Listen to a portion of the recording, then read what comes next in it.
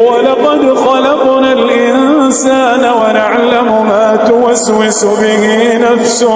ونحن أقرب إليه